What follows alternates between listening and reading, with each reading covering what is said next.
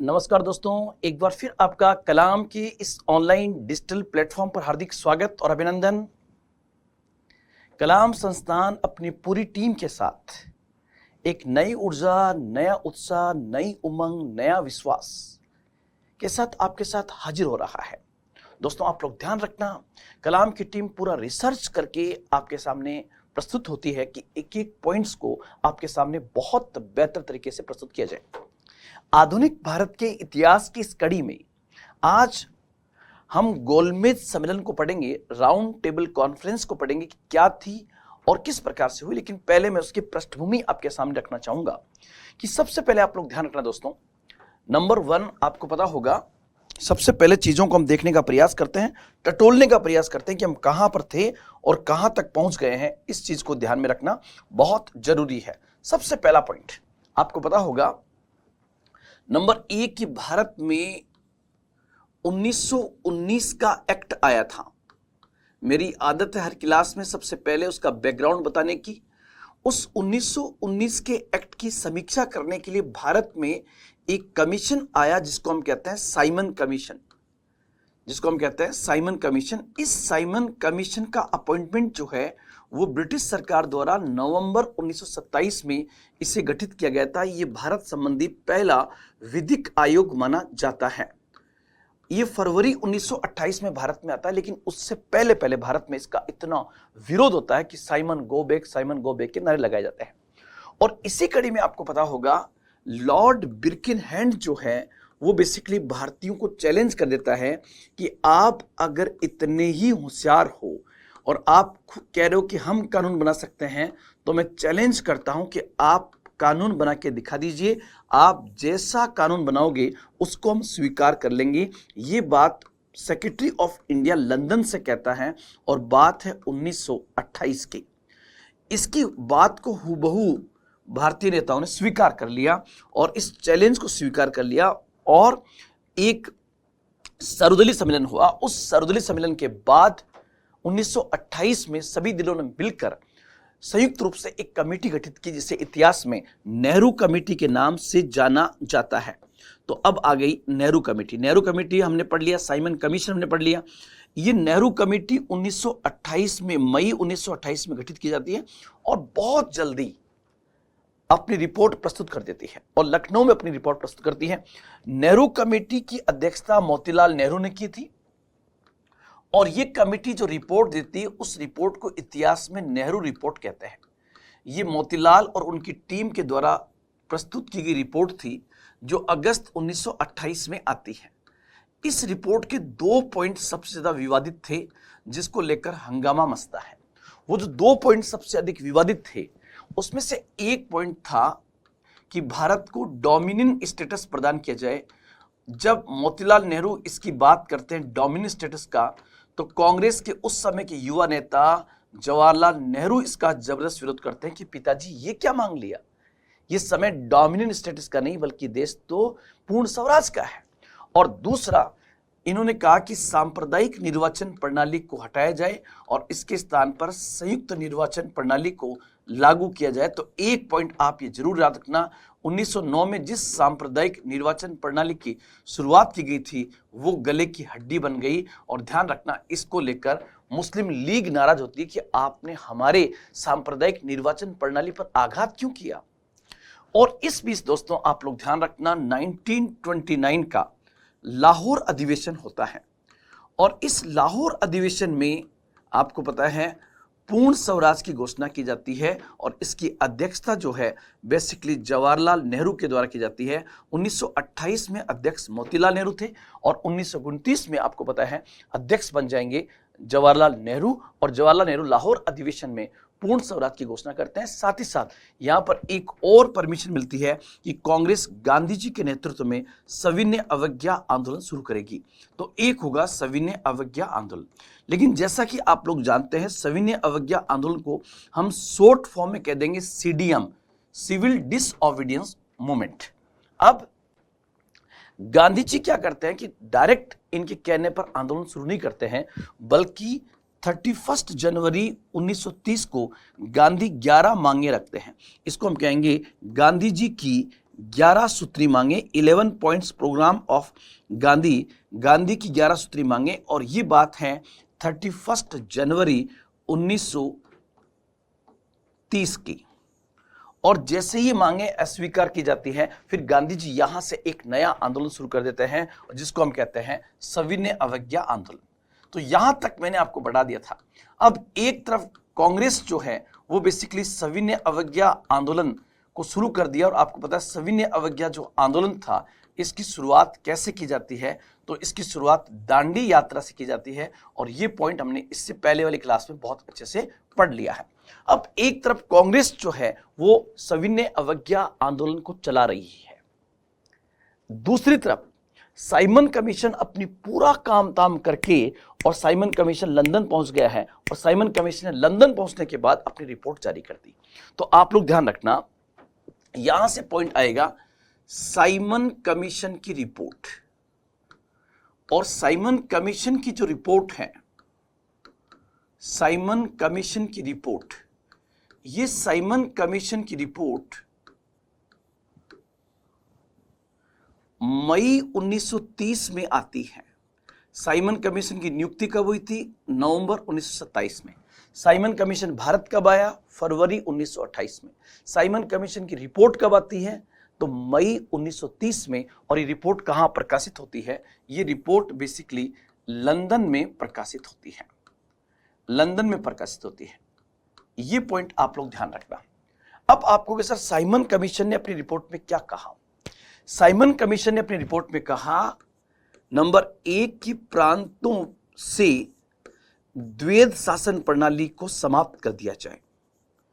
प्रांतों से द्वैध शासन प्रणाली को समाप्त कर दिया जाए, पहला पॉइंट तो ये कहा। दूसरा इसने कहा, नंबर 2 इसने कहा कि प्रांतों में उत्तरदायी शासन की स्थापना की जाए। केंद्र की बात नहीं की है, लेकिन प्रांत की बात की और कहा प्रांतों में उत्तरदायी शासन की स्थापना की जाए। तीसरा इसने कहा कि सांप्रदायिक निर्वाचन प्रणाली को कंटिन्यू किया जाए, सांप्रदायिक निर्वाचन प्रणाली को जारी रखा जाए। ये बात इन्होंने अपनी इस रिपोर्ट में कही। और चौथा कहा कि एक भारतीय संघ की स्थापना की जाए। ध्यान रखना, पहली बार किस रिपोर्ट में भारतीय संघ का हवाला आएगा? जिसमें ब्रिटिश भारतीय प्रांतों और देशी रियासतों को मिलाकर एक भारतीय संघ की स्थापना की जाएगी। अब दोस्तों, इसने न तो डोमिनेंट स्टेटस की बात की और न इसने मौलिक अधिकारों की बात की, और इसको लेकर हंगामा होता है। हाँ, ब्रिटिश ये चाहते थे, ब्रिटिश गवर्नमेंट ये चाहती थी कि भारत में जो सविनय अवज्ञा आंदोलन चल रहा है वो आंदोलन कमजोर पड़ना चाहिए। लेकिन आपको बताया कि जिस समय साइमन कमीशन की रिपोर्ट आई है 1930 के अंदर, इस समय 1930 में कांग्रेस सीडीएम चला रही है, मतलब सिविल डिसओबीडियंस मूवमेंट चला रही है, और कांग्रेस को प्रतिबंधित कर दिया गया था। कांग्रेस को एक अवैध संगठन घोषित कर दिया गया था। मतलब 1930 में कांग्रेस क्या है? प्रतिबंधित संगठन है। अब इधर आप देखिए कि साइमन कमीशन की रिपोर्ट पर विचार करने के लिए लंदन में गोलमेज सम्मेलनों का आयोजन किया जाता है। तो आप लोग ध्यान रखना, गोलमेज सम्मेलन जो है उसका साफ उद्देश्य क्या है? गोलमेज सम्मेलन का उद्देश्य जो है वो बेसिकली साइमन कमीशन की रिपोर्ट पर विचार करना, फिर भारत के तमाम नेताओं को यहां लंदन बुलाकर एक प्रकार का डिस्कशन करना और नए अधिनियम का प्रारूप तैयार करना। ये इसका मेन ऑब्जेक्ट होगा। और दोस्तों, आप लोग ध्यान रखना, इस बात को लेकर लंदन में गोलमेज सम्मेलन बुलाए जाएंगे। अब इस कड़ी में सबसे पहले होगा प्रथम गोलमेज सम्मेलन, जिसको हम कहते हैं फर्स्ट राउंड टेबल कॉन्फ्रेंस। आप कहोगे सर, प्रथम गोलमेज सम्मेलन जो है ये बेसिकली कहां पर हुआ था? तो दोस्तों, आप लोग ध्यान रखना, सबसे पहले तो कि फर्स्ट राउंड टेबल कॉन्फ्रेंस जो है इसी को हम कहते हैं first round table conference, first RTC भी आप इसको कह सकते हो। फर्स्ट आरटीसी क्या है? प्रथम गोलमेज सम्मेलन, ऐसे कह सकते हो। अब आपको सर कहां पर हुआ था ये? तो आप लोग ध्यान रखना, ये सम्मेलन लंदन में होता है। सर लंदन में कहां पर हुआ था? लंदन में हुआ था। सेंट जेम्स पैलेस एक बहुत शानदार महल है, वहां पर हुआ था। और उस जमाने में आज भी आप देखो कि हम लंदन जाने के लिए, सपना है लंदन जाने के, लोग मरते हैं। तो उस जमाने में तो बात ही अलग होगी। जिस जिस नेता को इसका न्योता मिला होगा वो 5 दिन पहले तैयार होकर बैठ गया होगा, ऐसी स्थिति रही होगी। कुल मिला के दोस्तों आप लोग ध्यान रखना, प्रथम गोलमेज सम्मेलन लंदन के सेंट जेम्स पैलेस में हुआ था। और यह सम्मेलन जो है ये बेसिकली 12 नवंबर से स्टार्ट होता है। आप कहोगे सर कब होता है, तो ये स्टार्ट होता है 12 नवंबर 1930 से लेकर के 10 जनवरी 1931 तक। मतलब नवंबर का महीना गया, दिसंबर और जनवरी, लगभग 2 महीने के आसपास ये चलता है। 2 महीने इन नेताओं ने वहां पर क्या किया होगा भाई, 2 महीने तक। और इसका एक ऑब्जेक्ट ये भी था, भारत के नेताओं को वहां बुला करके और पीछे से इस राष्ट्रीय आंदोलन को तितर बितर करना।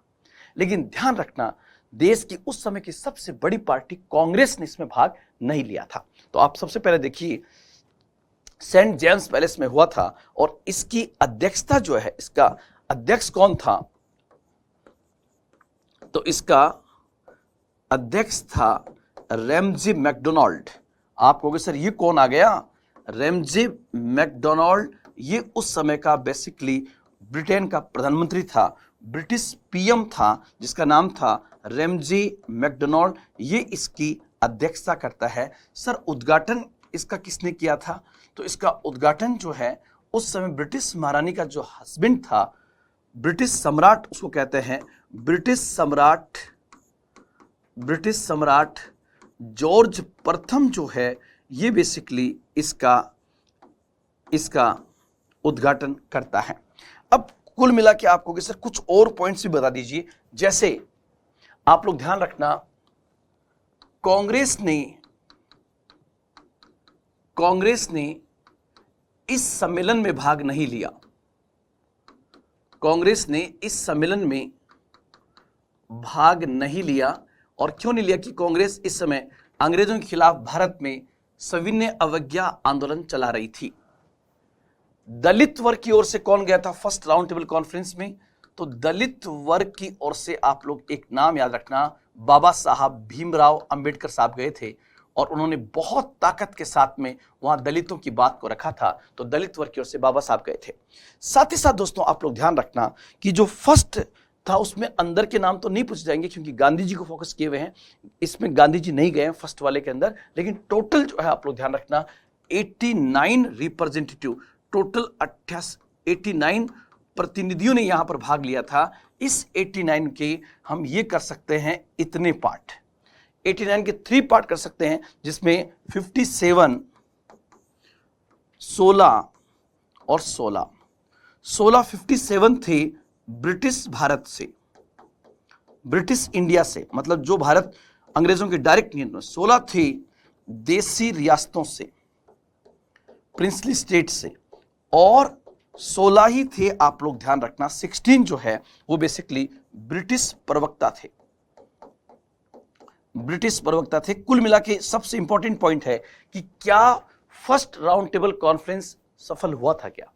ध्यान रखना सफल नहीं हुआ, क्योंकि सांप्रदायिकता के मुद्दे पर नेता इतने लड़ते हैं कि भारत में कौन सी प्रणाली लागू की जाए, सांप्रदायिक प्रणाली, संयुक्त निर्वाचन प्रणाली। तो ध्यान रखना सांप्रदायिकता के मुद्दे पर विवाद इतना बड़ा कि ये सफल नहीं हुआ, सांप्रदायिकता के मुद्दे पर ये सफल नहीं हो सका और इसी के साथ फर्स्ट राउंड टेबल कॉन्फ्रेंस कहीं ना कहीं असफल हो गई। ये आप लोग यहां पर ध्यान रखोगे।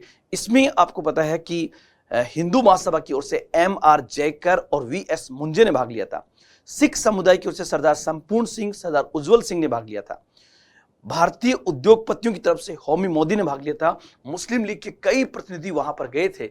तो यहां पर अलग अलग गए, लेकिन आपको वो नाम याद ज्यादा नहीं करने हैं, ये की पॉइंट्स आपको याद रखने हैं। कांग्रेस ने इस सम्मेलन में भाग नहीं लिया है क्योंकि कांग्रेस जो है इस समय गांधी जी के नेतृत्व में सविनय अवज्ञा आंदोलन को चला रही थी। ये पॉइंट आपको याद रखने हैं। अब इससे आगे बढ़ते हैं। इससे आप आगे बढ़ोगे तो प्रथम गोलमेज सम्मेलन असफल हो गया। तो दो लोगों को देखो आप। सबसे पहले गांधी जी के पास चलते हैं, या मैं कह दूं 1930 के अंदर भारत में सविनय अवज्ञा आंदोलन चल रहा था।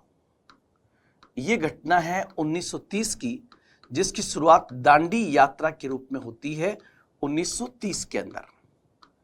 और 1930 के अंदर ही ब्रिटिश सरकार जो है वो बेसिकली गोलमेज सम्मेलन शुरू करती है।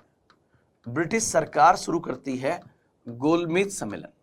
अब हुआ क्या कि इस गोलमेज सम्मेलन की तुलना में, गोलमेज सम्मेलन होते हैं नवंबर 1930 से जनवरी 1931 तक, यहां तक चलता है पहला गोलमेज सम्मेलन। अब ये पहला गोलमेज सम्मेलन था, ये बेसिकली असफल हो गया। ये असफल हो गया तो लॉर्ड इरविन सोचता है कि काश अगर कांग्रेस इसमें भाग लेती तो शायद बात अलग होती, इसलिए कांग्रेस को राजी किया जाए। तो लॉर्ड इरविन बढ़ेगा कांग्रेस की ओर से। कांग्रेस की ओर इसलिए बढ़ रहा है क्योंकि सविनय अवज्ञा आंदोलन के कारण भारत में राष्ट्रवाद तेज गति से बढ़ रहा है। तो यहां पर इरविन के दो ऑब्जेक्ट हैं कि कैसे करके सविनय अवज्ञा आंदोलन को स्थगित करवाया जाए और Congress second round table conference में भाग ले। इधर गांधी जी की मजबूरी समझिए आप। गांधी जी जो है इस आंदोलन को चलाते फिर गांधी को लगभग 1 साल हो गया है। गांधी जी को सविनय अवज्ञा आंदोलन चलाते हुए 1 साल हो गया है और गांधी जी को इस बात का पता था कि अभी निकट भविष्य में इसका कोई विशेष परिणाम मिलने वाला नहीं है। तो गांधी कहीं ना कहीं अपनी संघर्ष विराम संघर्ष की रणनीति को लागू करना चाहते हैं, क्योंकि गांधी अगर इस आंदोलन को स्थगित नहीं करते तो संख्या लगातार कम हो रही थी, व्यापारिक वर्ग का दबाव बढ़ रहा था, इसलिए गांधी अंदर ही अंदर प्रेशर में थे। वो भी सोच रहे थे कि कोई बहाना मिले तो मैं राष्ट्र हित में कहीं ना कहीं इस आंदोलन को एक बार स्थगित कर दूं। लेकिन यहां तो भाई साहब खुद चला के लॉर्ड इरविन आ रहा है गांधी जी के पास कि गांधी जी प्लीज आप सेकंड राउंड टेबल कॉन्फ्रेंस में भाग लीजिए और आप सविनय अवज्ञा आंदोलन को स्थगित कर दीजिए। तो ये आएंगे इसकी तरफ। अब जब दोनों एक दूसरे की ओर आ रहे हैं, कभी भी एक हाथ से ताली नहीं बजती है। तो आप लोग ध्यान रखना, ये दोनों एक दूसरे की तरफ आए तो एक एग्रीमेंट हुआ जिसको इतिहास में गांधी इरविन पैक्ट कहते हैं, जिसको इतिहास में गांधी इरविन पैक्ट कहते हैं। यह पैक्ट बेसिकली गांधी जी और इरविन के मध्य हुआ था। अब जब गांधी इरविन पैक्ट जो हुआ, इसमें ध्यान रखना समझौते का मतलब होता है ये ले और ये दे, इसका मतलब कुछ लिया होगा और कुछ दिया होगा। हालांकि गांधी जो कर रहे हैं वो राष्ट्रीय हित में है, लेकिन अंग्रेज मतलब भी है वो कुछ ना कुछ लेने देने के चक्कर में होंगे। यहां पर आप लोग ध्यान रखना, अगर पैक्ट किया है तो फिर आपसे क्वेश्चन पूछा जाएगा कि गांधी द्वारा स्वीकृत शर्त क्या थी। और उससे पहले आप कहोगे सर ये तो बता दो कि गांधी इरविन पैक्ट कब हुआ था। तो ये हुआ था 5 मार्च 1931 को। 5 मार्च 1931 को गांधी इरविन पैक्ट हुआ था। तो ये इंपॉर्टेंट, डायरेक्ट गांधी इसमें इन्वॉल्व है, इसलिए आपका एग्जाम में प्रश्न यहां से बन सकता है। अब देखिए, गांधी द्वारा स्वीकृत 2 शर्तें हैं। नंबर 1, कांग्रेस जो है, कांग्रेस सीडीएम को स्थगित कर देगी। दोस्तों कंफ्यूज मत होना, सीडीएम का मतलब है सिविल डिसओबीडियंस मूवमेंट, अर्थात कांग्रेस सविनय अवज्ञा आंदोलन को स्थगित कर देगी। ध्यान रखना, वापस नहीं लिया है, स्थगित किया है। और दूसरा पॉइंट दोस्तों आप लोग ध्यान रखना, सेकंड पॉइंट जो गांधी जी ने स्वीकार किया वो था कि कांग्रेस जो है वो सेकंड राउंड टेबल कॉन्फ्रेंस में भाग लेगी। Congress second round table conference में भाग लेगी, ये यहां पर हो गया है। इसका मतलब आप लोग ध्यान रखना, गांधी इरविन पैक्ट कब होता है? प्रथम गोलमेज सम्मेलन के बाद और सेकंड राउंड टेबल कॉन्फ्रेंस से पहले। अब आपको कि सर जब गांधी ने स्वीकार किया तो वायसरॉय उस समय का था इरविन, तो इरविन ने भी सर कुछ स्वीकार किया क्या? तो यहां पर यही तो देखने वाला बिंदु है कि इरविन ने क्या स्वीकार किया होगा। तो आप लोग ध्यान रखना, लॉर्ड इरविन ने क्या स्वीकार किया उसको मैं बताने का प्रयास आपको करता हूं। लॉर्ड इरविन द्वारा स्वीकृत शर्तें यहां पर क्या थी। नंबर 1, सबसे पहले इरविन ने स्वीकार कर लिया कि उन राजनीतिक कैदियों को रिहा कर दिया जाएगा, उन राजनीतिक कैदियों को रिहा कर दिया जाएगा, रिहा कर दिया जाएगा जिन पर हिंसा भड़काने का आरोप नहीं है। मतलब जिन पर हिंसा का आरोप नहीं है उनको रिहा कर दिया जाएगा। जाहिर सी बात है, आप इस पॉइंट में समझ गए होंगे कि लॉर्ड इरविन ने कुछ स्वीकार किया, कुछ स्वीकार नहीं किया, अर्थात वो भगत सिंह की फांसी को माफ नहीं करेगा, ये यहां पर लग रहा है। और पब्लिक ये चाहते कि गांधी को अड़ जाना चाहिए कि पहले तो भगत सिंह पर बात कर, लेकिन हो सकता है कि इतनी दृढ़ता के साथ ये बात नहीं रखी गई हो, या गांधी की अपना दर्शन था और भगत सिंह जी का अपना दर्शन था, वो किस प्रकार से बात रखी गई होगी। लेकिन पहला पॉइंट आपका ये था। दूसरा, इसमें आप लोग ध्यान रखना, लड़ाई जो आंदोलन शुरू किया गया था वो था नंबर 2, उपयोग के लिए नमक बनाने का अधिकार दे दिया गया। उपयोग के लिए नमक बनाने का अधिकार दे दिया गया कि ठीक है, आप नमक बना सकते हो। अभी तक नमक पर सिर्फ सरकार का अधिकार था, यह भी आप लोग ध्यान रखेंगे। तीसरा आप लोग ध्यान रखना, शांतिपूर्ण धरना प्रदर्शन का अधिकार भी दे दिया गया कि शांतिपूर्ण तरीके से आप धरना प्रदर्शन कर सकते हैं। इसका भी राइट जो है वो बेसिकली यहां पर दे दिया जाता है। शांतिपूर्ण धरना प्रदर्शन करने का अधिकार भी दे दिया गया। और यह भी कहा गया कि जितने भी आपातकालीन अध्यादेश है वो आपातकालीन अध्यादेशों को वापस हटा दिया जाएगा। तो आपातकालीन अध्यादेशों की वापसी कर दी जाएगी, उसको हटा दिया जाएगा। ये दोस्तों आप लोग ध्यान रखना, इस पैक्ट को इतिहास में गांधी इरविन पैक्ट कहते हैं। इस पैक्ट की जो सबसे बड़ी कमी उस तत्कालीन परिस्थिति में दिखाई देती है वो थी कि गांधी जी को या तो समझौता करना नहीं चाहिए था, अगर वो करते तो उन्हें भगत सिंह वाले मुद्दे पर अडिग रहना चाहिए था। लेकिन जो भी हो, हम इसमें ये कह सकते हैं कि गांधी जी का अपना दर्शन था और भगत सिंह जी का अपना दर्शन था। इससे हम आगे बढ़ते हैं। अब आगे बढ़े तो आप देखोगे, सबसे पहले फर्स्ट आरटीसी, प्रथम गोलमेज सम्मेलन, और यह हुआ था नवंबर 1930 से जनवरी 1931 तक। फिर बात आगे बढ़ी, यह असफल हो गया। यह असफल हुआ तो फिर एक पैक्ट हुआ जिसको हम कहते हैं गांधी इरविन पैक्ट। अब आप लोग ध्यान रखना, गांधी जी और इरविन के बीच में यह पैक्ट 5 मार्च 1931 को हुआ है। 5 मार्च 1931 को यह पैक्ट हुआ। लेकिन जैसा कि हम सब लोग जानते हैं, गांधी जी यहां पर भगत सिंह की फांसी की सजा को रुकवा नहीं पाए और 23 मार्च 1931 को मां भारती के 3 लाल जो है वो वतन के लिए हंसते हंसते फांसी के फंदे पे चढ़ गए। नाम था भगत सिंह, सुखदेव और राजगुरु। भगत सिंह, सुखदेव और राजगुरु। कब की बात है? 23 मार्च 1931। भगत सिंह, सुखदेव, और राजगुरु, ये तीनों जो है दोस्तों आप लोग ध्यान रखना, फांसी के फंदे पर चढ़ जाते हैं। अब इससे आगे बढ़ते हैं। आगे बढ़ेंगे तो गांधी इरविन पैक्ट को मान्यता दिलाने के लिए कांग्रेस का कराची अधिवेशन होता है। कांग्रेस का कराची अधिवेशन। लेकिन ध्यान रखना, यहां से एग्जाम में जो प्रश्न आपका आएगा वो आएगा, निम्नलिखित घटनाओं का सही कालानुक्रम क्या है। 4 घटनाएं दी जाएगी, जैसे first round table conference, Gandhi Irwin pact, Bhagat Singh Sukhdev Rajguru को फांसी, और चौथी घटना यहां पर होगी कांग्रेस का कराची अधिवेशन। कांग्रेस का जो कराची अधिवेशन था दोस्तों, ये 29 मार्च 1931 को हुआ था।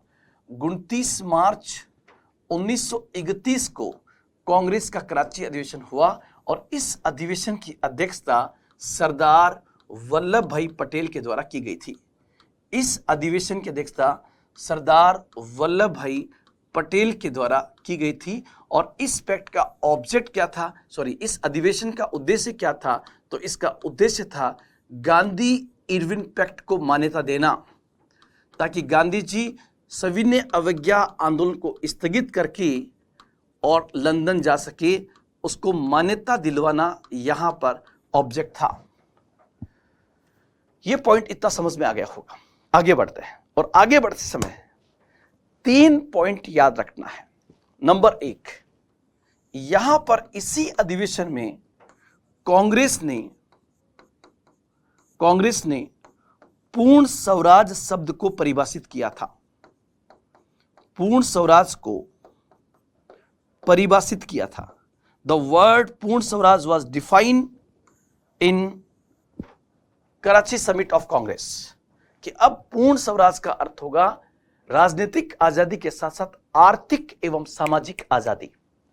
और दूसरा, इसी में कांग्रेस ने मौलिक अधिकारों का पूरा प्रारूप जारी किया कि अगर हम सत्ता में आए तो हमारी जनता को कौन कौन से मौलिक अधिकारों का प्रस्ताव यहां पर दिया जाता है, फंडामेंटल राइट्स का। और साथ ही साथ पहली बार कांग्रेस ने अपना आर्थिक कार्यक्रम इसके माध्यम से जारी किया था। तो ये पॉइंट आपको यहां पर याद रखना है। ये था कांग्रेस का कराची अधिवेशन। लेकिन ध्यान रखना, कांग्रेस के कराची अधिवेशन में जगह जगह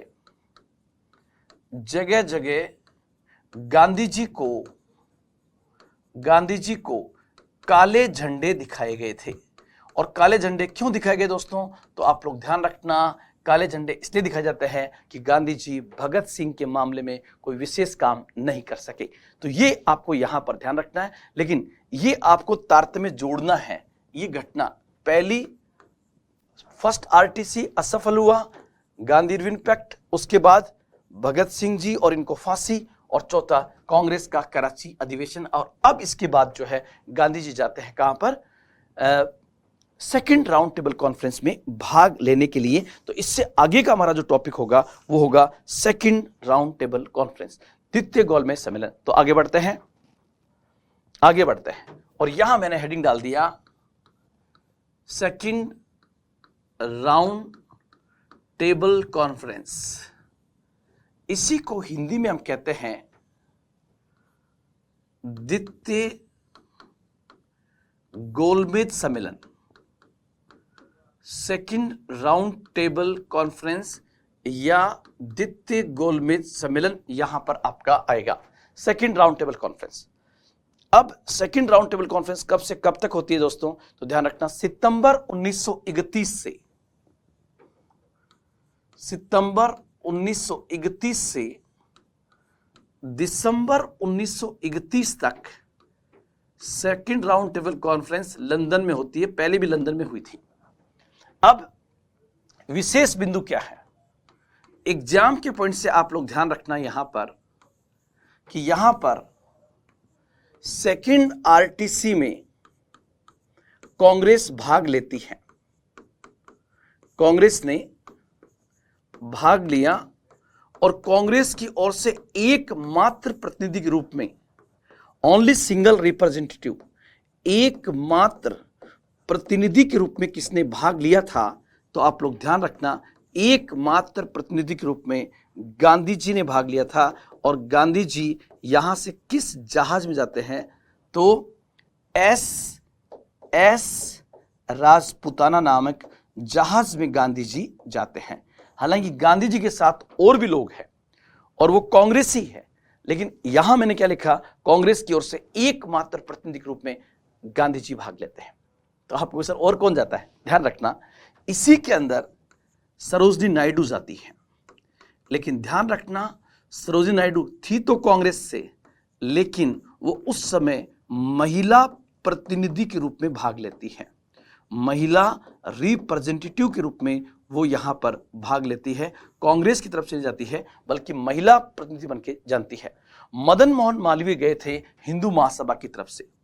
आप लोग ध्यान रखना, मदन मोहन मालवीय साहब जो है ये बेसिकली उस समय के भारत के कद्दावर नेता थे और ये हिंदू महासभा की ओर से इसमें भाग लेते हैं। हिंदू महासभा की ओर से मदन मोहन मालवीय। आगे बढ़े तो एक पॉइंट आएगा कि सर हमने सुना था कि इसी सम्मेलन के अंदर घनश्याम दास बिड़ला भी गए थे, जो बेसिकली गांधी जी के सबसे खासम खास थे। घनश्याम दास बिड़ला जो कांग्रेसी थे वो भी तो गए थे सर। यस दोस्तों, वो भी गए थे, घनश्याम दास बिड़ला भी गए थे। लेकिन यहां पर याद करने वाला बिंदु जो है घनश्याम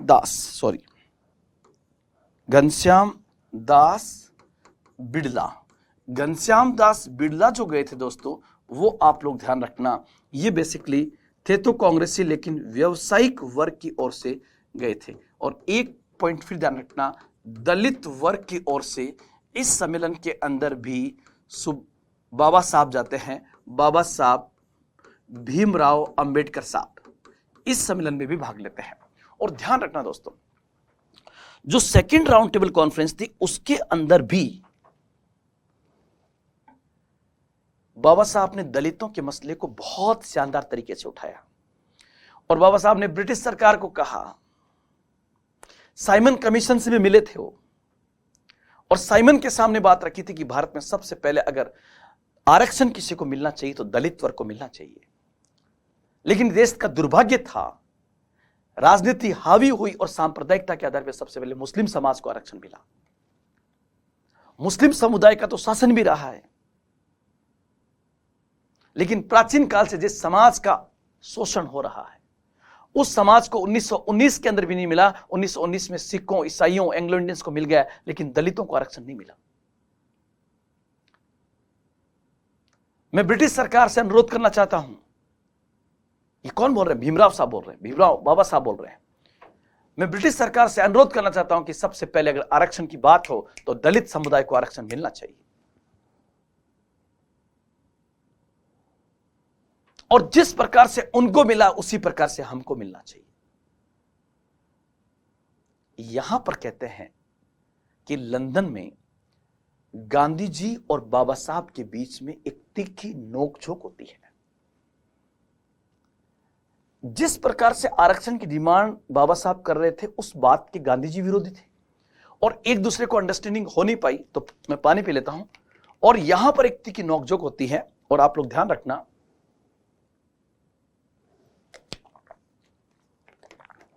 अगेन मैं एक बात कहूंगा, क्या कि सांप्रदायिकता के मुद्दे पर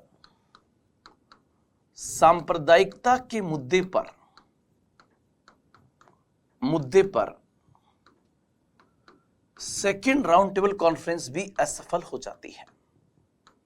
किस मुद्दे पर? सांप्रदायिकता के मुद्दे पर यह कॉन्फ्रेंस भी असफल हो गई। अब जब यह कॉन्फ्रेंस असफल हो जाती है तो गांधी जी वापस रवाना होंगे, और गांधी जी वापस आते हैं। गांधी जी वापस लंदन से भारत आते हैं। कब? सेकेंड राउंड टेबल कॉन्फ्रेंस के बाद। और आते ही वो क्या करते हैं, वो आते ही सिविल डिसओबीडियंस मूवमेंट को वापस शुरू कर देते हैं। मतलब वो सविनय अवज्ञा आंदोलन को पुनः शुरू कर देते हैं, और यहीं से उनकी लड़ाई ब्रिटिश सरकार के साथ में होती है। और 4 जनवरी 1932 को गांधी जी को गिरफ्तार कर लिया जाता है। 4 जनवरी 1932 को गांधी जी को गिरफ्तार कर लिया। वो वहां से आ चुके हैं, लंदन से भारत में आए, सविनय अवज्ञा आंदोलन वापस शुरू किया, तो गांधी जी को वापस गिरफ्तार कर लिया जाता है और उन्हें पूना की यरवदा जेल में रखा जाता है। अब गांधी जी कहां पर है? गांधी जी पूना की यरवदा जेल के अंदर है। ये आप लोग यहां पर पॉइंट को नोट करना। अब आपको पता है कि दलित वर्ग के लिए एक बड़ा मूवमेंट हिंदुस्तान में चल रहा था कि दलितों को आरक्षण मिलना चाहिए, और बात सही भी थी, क्योंकि भारत में हजारों वर्षों से अगर किसी समुदाय विशेष का शोषण हुआ है तो दलित वर्ग है। और बाबा साहब ने बात बहुत ताकत के साथ वहां रखी भी। अब इस बिटवीन आप देखो, इसी समय क्या होता है कि ब्रिटिश प्रधानमंत्री रैमजी मैकडोनाल्ड एक घोषणा करता है। इतिहास में उस घोषणा को, मतलब यहां पर आप लोग देख रहे हैं गांधी जी कहां पर है, पूना की यरोदा जेल में है, और घटना 1932 की है। यह पॉइंट याद रखना। अब आगे बढ़ता हूं, आप लोग ध्यान रखना, इस समय एक बड़ी घोषणा होगी जिसे इतिहास में सांप्रदायिक पुरस्कार कहा जाता है। सांप्रदायिक पुरस्कार कहा जाता है, या इसी को इंग्लिश में कम्युनल अवार्ड कहा जाता है। कम्युनल अवार्ड कहा जाता है। और यह घोषणा जो है किसने की थी, तो यह घोषणा बेसिकली ब्रिटिश पीएम उस जमाने में था रैमजी मैकडोनाल्ड। वो रैमजी मैकडोनाल्ड इसकी घोषणा करता है। यहां पर आप लोग ध्यान रखना, घोषणा करता है रैमजी मैकडोनाल्ड इसकी घोषणा करता है। इसलिए दोस्तों फिर एक पॉइंट आप लोग याद रखना, इस सांप्रदायिक पुरस्कार को मैकडोनाल्ड घोषणा भी कहा जाता है। इसको मैकडोनाल्ड घोषणा भी कहा जाता है। आप कहोगे सर ये घोषणा कब हुई थी? सेकेंड राउंड टेबल कॉन्फ्रेंस के बाद और थर्ड राउंड टेबल कॉन्फ्रेंस से पहले। ये पॉइंट आप याद रखेंगे। तो यहां पर आप देखोगे ये घोषणा कब हुई, 16 अगस्त 1932 को यह घोषणा होती है। 16 अगस्त 1932 को यह घोषणा होती है कि सांप्रदायिक पुरस्कार की घोषणा हो जाती है। अब आप कहोगे सर इस घोषणा में क्या था? ध्यान रखना दोस्तों, ये बेसिकली एक प्रकार की, ये भी एक प्रकार की फूट डालो और राज करो की नीति थी। फूट डालो और राज करो की नीति थी। सर समझा तो दो कैसे? नंबर पहला पॉइंट आप याद रखना कि इसका जो पहला पॉइंट था क्या, कि प्रत्येक अल्पसंख्यक समुदाय को, प्रत्येक अल्पसंख्यक समुदाय को प्रांतीय एवं केंद्रीय स्तर पर, प्रांतीय एवं केंद्रीय स्तर पर उनकी जनसंख्या के अनुपात में, जनसंख्या के अनुपात में सांप्रदायिक निर्वाचन प्रणाली के तहत, सांप्रदायिक निर्वाचन प्रणाली के तहत आरक्षण प्रदान किया जाएगा। अब आपको सर अल्पसंख्यक समुदाय का मतलब क्या होगा? यहां पर अल्पसंख्यक समुदाय का मतलब होगा जैसे मुस्लिम समुदाय, सिख समुदाय, ईसाई समुदाय, इनको। तो ये मैं ज्यादा नई बात नहीं मानता। ज्यादा नई बात इसलिए कि 1909 में मुसलमानों को दे दिया गया था, 1919 में सिख को, ईसाइयों को दे दिया गया था। अलग सिर्फ इतना है कि थोड़ी सी उनकी जनसंख्या के अनुपात में सीटें बढ़ गई, बस इतना ही है। तो सर इंपॉर्टेंट क्या है? इंपॉर्टेंट पॉइंट यहां पर है। इंपॉर्टेंट पॉइंट इसी का पहला पॉइंट तो यह है, और दूसरा पॉइंट ये वाला है। इसको आप वेरी वेरी वेरी इंपॉर्टेंट मान लेना। क्या था इसका? इसने कहा कि भारत में दलित समुदाय, भारत में दलित समुदाय जिसका ऑफिशियल नेम शेड्यूल कास्ट अर्थात अनुसूचित जाति है, भी एक अल्पसंख्यक समुदाय है, एक अल्पसंख्यक समुदाय है, अल्पसंख्यक समुदाय है। और इस समुदाय को सांप्रदायिक निर्वाचन प्रणाली के तहत, सांप्रदायिक निर्वाचन प्रणाली के तहत, कम्युनल इलेक्टोरेट सिस्टम के तहत भारत के सभी प्रांतों को मिलाकर, भारत के सभी प्रांतों को मिलाकर 71 सीट दी जाती है पूरे भारत के अंदर। यह पॉइंट यहां पर था। आपको कि सर विशेष बात क्या है? विशेष बात है, पहली बार दलित समुदाय को आरक्षण मिल रहा है। दलित समुदाय का ऑफिशियल नेम क्या आया? शेड्यूल्ड कास्ट, अनुसूचित जाति।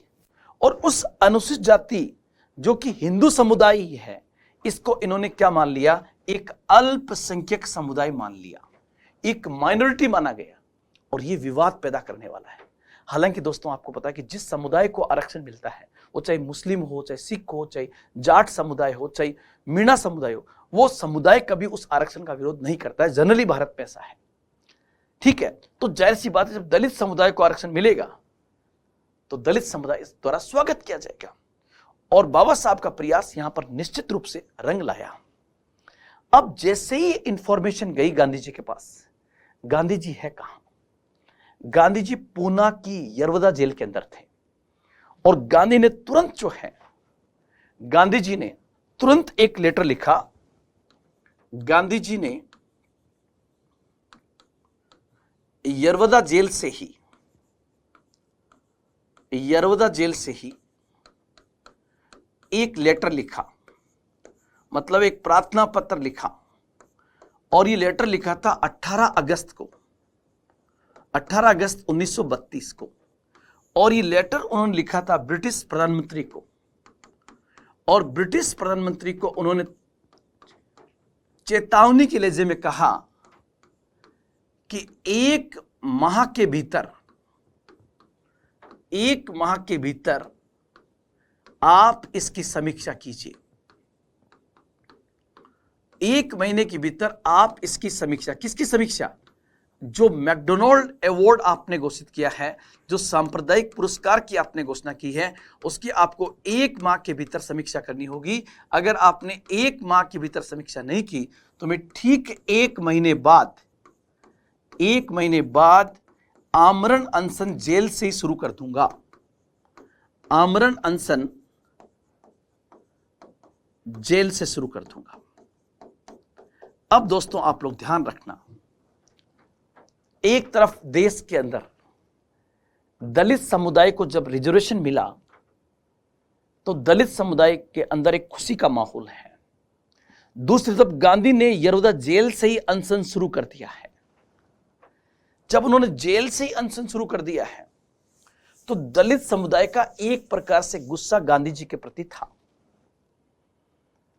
अब देखते देखते बातें चल रही है और 20 सितंबर आ गया। 1 महीना कंप्लीट हुआ। 20 सितंबर 1932 को गांधी जी ने आमरण अनशन शुरू कर दिया। आमरण अनशन शुरू कर दिया। गांधी जी जेल में थे जनवरी से ही। उनकी तबीयत वैसे भी नासाज थी। 20 सितंबर से 21-24 घंटे तक कुछ नहीं खाया उन्होंने। 20 सितंबर से 21 सितंबर 48 घंटे में कुछ भी नहीं खाया। 72 घंटे हो गए, गांधी जी की हालत बिगड़ने लगी। 100 घंटे से ऊपर हो गए, गांधी जी की तबीयत खराब होने लगी। ऐसा माहौल था कि कहीं गांधी जी की जान न निकल जाए। बड़े बड़े नेता इस बात का प्रयास करने लगे कि गांधी जी को बचाया जाए। इधर कई लोग बाबा साहब के पास गए। बाबा साहब भीमराव अंबेडकर साहब उस समय दलितों के बहुत बड़े लीडर बन चुके थे। He was a great scholar. उन्होंने गांधी से मिलने से मना कर दिया कि सॉरी, मेरे समुदाय को, मेरे परिवार का मतलब उनका पूरा दलित समाज को पहली बार, 1000 वर्षों में पहली बार आरक्षण मिला है और आप अनशन कर रहे हो। जब मुसलमानों को आरक्षण मिला आपने अनशन नहीं किया, सिखों को मिला आपने अनशन नहीं किया। आज जब हमें अनशन मिला, हमें जब आरक्षण मिला है तो आप अनशन कर रहे हो। दोस्तों वो नहीं माने। फाइनली मदन मोहन मालवीय साहब जाते हैं और मदन मोहन मालवीय साहब जाके बातचीत करते हैं कि प्लीज आप मेरे कहने से एक बार जो भी बात हो आप पूना जरूर चलिए। मदन मोहन मालवीय का बाबा साहब बहुत इज्जत करते थे। वो पूना आते हैं और पूना आकर गांधी से मुलाकात होती है। और यहां गांधी से जो मुलाकात हुई उसमें सबसे पहले तो आपको बता दूं कि इस मुलाकात के दौरान शुरुआत में बाबा साहब का एक गुस्सा था गांधी जी के प्रति, और उन्होंने सुनाई बात कि मैं आपकी इज्जत करता हूं, लेकिन आप जब मेरे दलित समुदाय को आज आरक्षण मिल रहा है तो आप अनशन कर रहे हैं, आपको तो आगे होना चाहिए था। गांधी कहते हैं कि भीमराव मेरी बात तो सुन लो, मैं कहना क्या चाहता हूं। मैं कहना चाहता हूं कि दलित समुदाय एक अल्पसंख्यक समुदाय नहीं है। दलित समुदाय हिंदू समुदाय है, बहुसंख्यक समुदाय का पार्ट है। लेकिन आज अगर हमने दलित समुदाय को अल्पसंख्यक समुदाय मान लिया तो दलित समुदाय हिंदू समाज होते हुए भी हमेशा के लिए अल्पसंख्यक और बहुसंख्यक के आधार पर हिंदू उच्च वर्ग से अलग हो जाएगा और अस्पृश्यता अर्थात अनटचेबिलिटी हमारे समाज में घर कर जाएगी, स्थापित हो जाएगी। दलित हमेशा के लिए दलित बन के रह जाएगा। मैं आरक्षण का विरोध नहीं कर रहा हूं, मैं विरोध कर रहा हूं सांप्रदायिक निर्वाचन प्रणाली का। और मैं तो यह कहता हूं कि दलितों को 71 नहीं, इसकी दुगनी सीट मिलनी चाहिए, लेकिन संयुक्त निर्वाचन प्रणाली के तहत। क्योंकि दलित तब तक दलित है जब तक वो गरीब है। ये बात जो गांधी जी ने कही बाबा साहब के दिमाग में सेट हो गई और दोनों के बीच में एक पैक्ट हुआ। उस पैक्ट को इतिहास में पूना पैक्ट के नाम से जानते हैं। उस एक्ट को हम कहते हैं पूना पैक्ट। और पूना पैक्ट जो है बेसिकली 25 सितंबर 1932 को गांधी जी एवं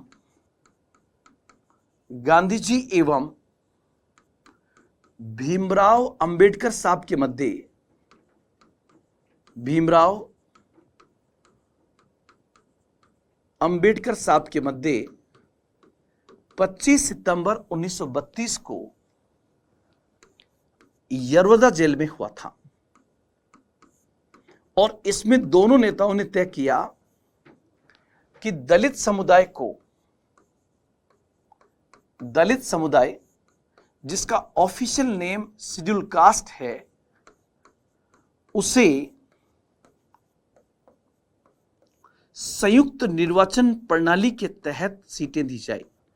संयुक्त निर्वाचन प्रणाली के तहत अर्थात उस सीट पर खड़े होने का अधिकार तो एससी का होगा, लेकिन वोटिंग का अधिकार वहां पर सबको होगा। इसको हम कहते हैं जॉइंट इलेक्टोरेट सिस्टम। और दूसरा यहां पर कहा गया कि भारत के सभी प्रांतों को मिलाकर 71 के स्थान पर 147/148, मतलब 2 नंबर आते हैं, दोनों सही है कि 147 या 148 सीट रिजर्व की जाए। और साथ ही साथ यह भी कहा गया कि दलित समुदाय को जो है वो बेसिकली सेंट्रल असेंबली के अंदर, केंद्रीय सभा में 18% सीटें दलित समुदाय की रिजर्व की जाए। मतलब देखिए, जब समझौता हुआ तो और बड़ी डिमांड हो गई और एक बहुत बड़ी जीत यहां पर हुई। एक बहुत बड़ी जीत थी, क्योंकि अगर ऐसा नहीं होता तो दलित समुदाय हिंदुस्तान में हमेशा के लिए दलित बनकर रह जाता। यह बहुत अच्छी पहल यहां पर हुई, बहुत अच्छी समझदारी दोनों ने दिखाई और इसी को हम कहते हैं पूना पैक्ट। अब दोस्तों आगे बढ़ते हैं। अब इसके बाद होगा थर्ड राउंड टेबल कॉन्फ्रेंस। इसके बाद होगा थर्ड राउंड टेबल कॉन्फ्रेंस, जिसको हम कहते हैं तीसरा गोलमेज सम्मेलन, थर्ड राउंड टेबल कॉन्फ्रेंस। ध्यान रखना 17 नवंबर 1932 से 17 नवंबर 1932 से दिसंबर 1932 तक हुआ था। यहां पर इस राउंड टेबल कॉन्फ्रेंस में कांग्रेस ने भाग नहीं लिया। कांग्रेस ने यहां भाग नहीं लिया था। और यह भी दोस्तों आप लोग ध्यान रखना, भीमराव अंबेडकर तीनों गोलमेज सम्मेलन में भाग लेते हैं, तीनों में भाग लेते हैं और वो सफल रहते हैं। अपने समुदाय को आरक्षण दिलवाने में उनकी बहुत बड़ी भूमिका थी। भारतीय संविधान के रचयिता माने जाते हैं बाबा साहब। अब आप लोग ध्यान रखना, इसके आगे का पॉइंट बहुत इंपॉर्टेंट है और दोस्तों मैं इसको ऐसे कहूंगा कि इस प्रकार साइमन कमीशन की रिपोर्ट, साइमन कमीशन की report plus Nehru report plus first round table conference plus second round table conference plus Poona pact plus third round table conference, इन सब का जो संयुक्त रूप आएगा डिस्कशन के बाद में, उससे फिर ब्रिटिश सरकार ने एक इसका प्रारूप तैयार किया। लॉर्ड लिनलिथगो के नेतृत्व में एक कमेटी गठित की गई और उस प्रारूप को एक बिल का रूप दिया गया। और जब इस बिल को ब्रिटिश संसद ने पास कर दिया, इस बिल को जब ब्रिटिश संसद द्वारा पास कर दिया गया तो जो नया एक्ट आएगा उसी को हम इतिहास में कहते हैं 1935 का अधिनियम। इसी को हम कहते हैं 1935 का अधिनियम।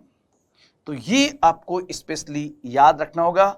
ये 1935 का एक्ट तो आपके सिलेबस में नहीं है, लेकिन इसके 3-4 पॉइंट्स में बताऊंगा आपको। और फिर हम इससे आगे चलेंगे 1937 के प्रांतीय चुनाव, 1937 में जिन्ना का द्विराष्ट्र का सिद्धांत, सेकंड वर्ल्ड वॉर, व्यक्तिगत सत्याग्रह, अगस्त घोषणा, भारत छोड़ो आंदोलन, उसके आगे वाली क्लास में होगा। आज दोस्तों इतना ही, फिर मिलेंगे एक नए जज्बे के साथ, एक नए उत्साह के साथ, एक नई उमंग के साथ, एक नए विश्वास के साथ कि कलाम की टीम आपके लिए फिर एक नए जोश के साथ प्रस्तुत होगी। आज इतना ही। जय हिंद, जय भारत।